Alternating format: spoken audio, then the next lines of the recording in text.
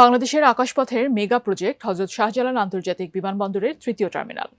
প্রায় ২১,৩০০ কোটি টাকা ব্যয়ে নির্মিত এই টার্মিনালের ভৌত কাজ ৯৯% শেষ হলেও এটি কবে চালু হবে তা নিয়ে কাটছে না অনিশ্চয়তা।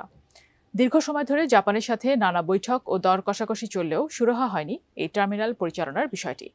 ফলে এবার আন্তর্জাতিক উন্মুক্ত দরপত্র আহ্বানের পথে হাঁটছে কর্তৃপক্ষ। কেবল পরিচালনা নয়, আন্তর্জাতিক বিরোধ নিষ্পত্তি বোর্ডের রায়ে বেবিচককে গুনতে হচ্ছে মোটা অঙ্কের টাকা। থার্ড টার্মিনালের এই জটিল সমীকরণ নিয়ে বিস্তারিত জানাচ্ছেন তৌফিকুল ইসলাম আশিক।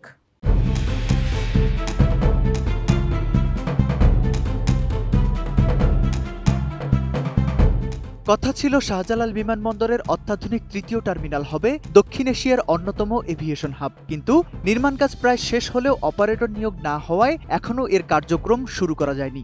সংকট নিরসনে বেবিচক chairman air vice marshal Mohammad Mostafa Mahmud Siddique সম্প্রতি সংশ্লিষ্ট মন্ত্রণালয়ে একটি চিঠি পাঠিয়েছেন। চিঠিতে জানিয়েছেন পিপিপি বা পাবলিক প্রাইভেট পার্টনারশিপ কাঠামোর আওতায় জাপানি প্রতিষ্ঠানগুলোর সাথে চলমান আলোচনা আর এগোচ্ছে না, তাই সময় বাঁচাতে প্ল্যান বি হিসেবে উন্মুক্ত আন্তর্জাতিক দরপত্রের মাধ্যমে অপারেটর খুঁজে নিতে চায় বেবিচক। কোয়ালিটি সম্পন্ন আন্তর্জাতিক মানের still bar CSRM, committed for better still. গত ৩ বছরে বেবিচকের চেয়ারম্যান বদল হয়েছে ৩ বার, আর এই পরিবর্তনের কারণে নানা সংকটে পড়েছে এই প্রকল্পটি। জাপানি প্রতিষ্ঠানের সাথে দীর্ঘদিন আলোচনা করেও কোনো গ্রহণযোগ্য সমাধান না আসায় উন্মুক্ত দরপত্রের পথে হাঁটছে বাংলাদেশ।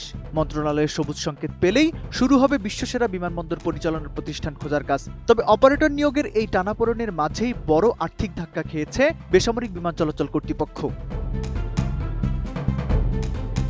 প্রকল্পটির নির্মাণকারী প্রতিষ্ঠান এভিয়েশন ঢাকা কনসোর্টিয়াম বা এডিসির সাথে দীর্ঘদিনের আর্থিক বিরোধে হেরে গেছে বাংলাদেশ। ৩ কোম্পানি মিলে গঠিত এই কনসোর্টিয়ামকে ১,০০০ কোটি টাকারও বেশি বকেয়া পাওনা পরিশোধের নির্দেশ দিয়েছে আন্তর্জাতিক বিরোধ নিষ্পত্তি বোর্ড। মূলত অডিট আপত্তির অজুহাতে বেবিচক এই বিশাল অঙ্কের অর্থ আটকে রেখেছিল, কিন্তু মালয়েশিয়া, যুক্তরাজ্য এবং জার্মানির বিচারকদের সমন্বয়ে গঠিত বোর্ড পুঙ্খানুপুঙ্খ পরীক্ষা শেষে রায় দিয়েছে যে ঠিকাদারি প্রতিষ্ঠানকে এই অর্থ পরিশোধ করতে হবে।